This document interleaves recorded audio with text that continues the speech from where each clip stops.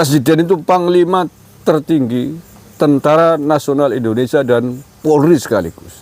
Artinya kalau presiden berkehendak untuk meringkus sesuatu, untuk menangkap sesuatu, untuk melakukan sesuatu terkait dengan keamanan negara, cukup instruksi kepada TNI Polri selesai. Jadi buat apa presiden kemudian mengerahkan pasukan berani mati? Nggak ada perlunya. Seluruh TNI Polri ada di bawah instruksi presiden. Bukan pimpinan ormas yang sudah dilarang. Paham, Kang Rizik? Jadi nggak usah bikin provokasi.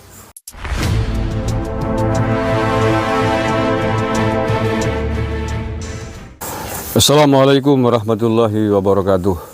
Saudara-saudaraku yang saya cintai, saya banggakan, saya baru saja melihat videonya Muhammad Rizik Syihab yang sangat provokatif sekali, menghasut massa untuk mengeluarkan senjata tajam, ngomong-ngomong PKI, ngomong-ngomong Pak Jokowi mau mengerahkan pasukan berani mati dan lain sebagainya.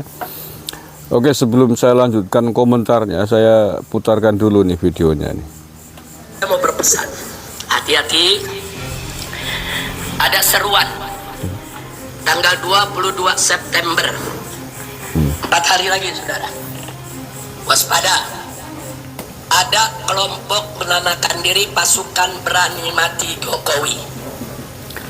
Mereka mengklaim ada 20.000 orang mau turun ke Jakarta, ke Patung Kuda dan lain tempatnya. Kita jangan usil, kita jangan ngeganggu. Silakan mereka mau demo, mau orasi, mau berteriak, itu hak mereka untuk menyampaikan pendapat, betul. Tapi jangan coba-coba bikin rusuh di Jakarta. Jangan coba-coba bakar-bakar halte, saudara. Jangan coba-coba bakar-bakar pom bensin, saudara. Jangan coba-coba bikin kerusuhan, saudara. Saya minta dari malam hari ini, semua umat Islam, saudara, asah golok yang tajam. Saudara, asah aja golok yang tajam. Jangan keluar rumah, jangan.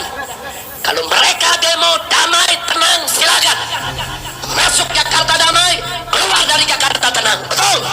Tapi kalau mereka mau bikin huru hara di Jakarta, coba-coba ganggu keamanan, bakar-bakar halte, hei umat Islam, keluar dari rumahmu, bawa senjatamu, ganyang mereka, habisi di mana saja berada, saudara. Takbir, takbir, takbir. Terlemah, mencari mati. Di sini ada kejadian, nggak boleh. Jadi umat Islam kalau ada yang datang nawarin dapat duit, yuk ikut demo, demo damai.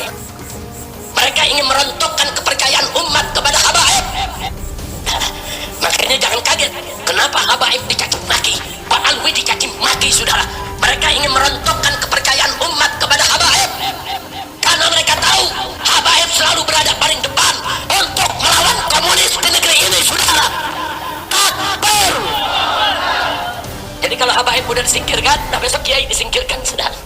Jadi habib sama kiai nggak boleh diadu domba, nggak boleh dipecah belah, saudara. Setuju? Takbir. Siap siaga satu, siap siaga satu. Jadi semua laskar Islam saya minta, termasuk dari FPI-nya, Persada 212-nya, saudara. Semuanya, termasuk dari persatuan-persatuan. Udahlah ya, jelas.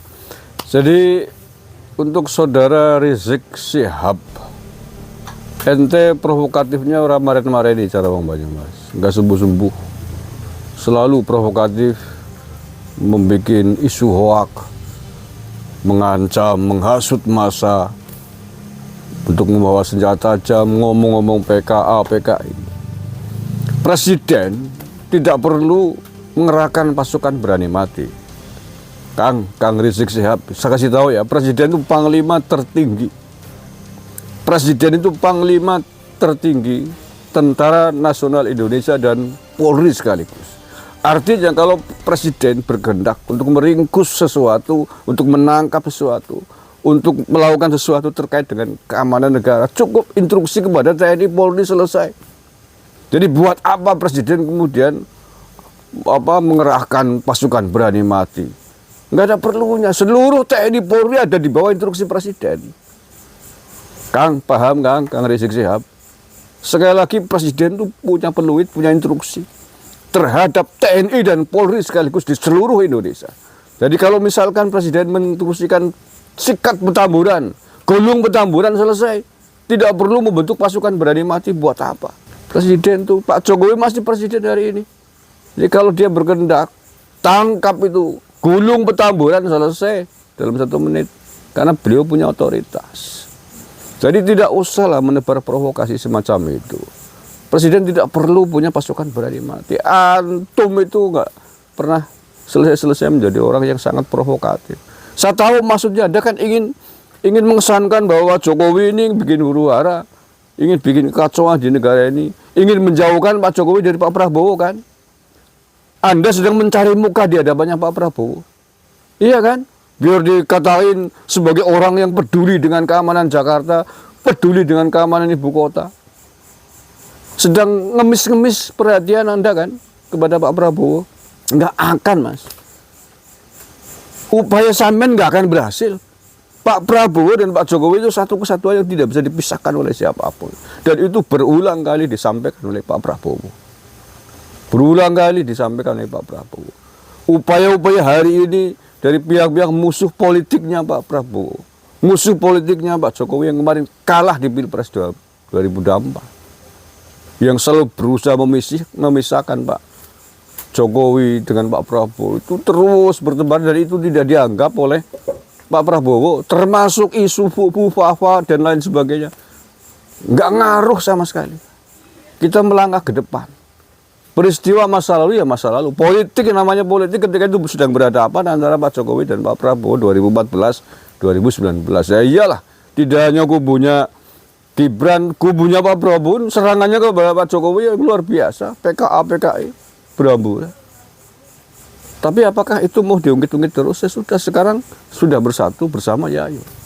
Jadi nggak usah mengambil muka dengan isu provokatif semacam itu. Seolah-olah Pak Jokowi pasukannya ingin membuat huru-hara, ingin membuat apa. Nggak perlu Pak Jokowi begitu itu. Kalau dia mau, hari ini instruksi, besok TNI Polri, misalkan seluruh kumpul ya selesai. Itu presiden kok Pak Jokowi, bukan imam ormas terlarang, bukan. Pak Jokowi sekarang masih presiden, bukan pimpinan ormas yang sudah dilarang. Paham Kang Rijik? Jadi nggak usah bikin provokasi, suruh ngeluarin golok umat Islam laskar. Laskarnya siapa? Silakan kalau Anda berani mengerahkan laskar bersenjata tajam, tembak matanya remuk kowe. TNI Polri masih punya senjata. Masih di bawah instruksinya Pak Jokowi hari ini. Yang terakhir Anda bilang PKA, PKI, PKA, PKI. PKA, PKI sudah memisahkan antara Habib dengan Kiai, dengan ulama. Siapa? PKI itu siapa, Mas? Yang bawa PKI ke Indonesia siapa? Nggak usah teriak, bersembunyi, mengkambing hitamkan orang lain. Jangan seperti pepatah maling teriak maling. Semua orang tahu dedengkot PKI itu siapa, dari klan mana. Al-Aidid dari klan mana, Barakbah dari klan mana, yang ditangkap dulu oleh TNI, bentolan-bentolan PKI itu orang mana. Jadi nggak usah sembunyi tangan. Emang antum, klan antum dulu, sampean dan konco-konconya itu sejarahnya tercatat di mana, ikut memberantas PKI. Ya, klan Yaman pernah memberantas PKI kapan, di mana? Sebutkan.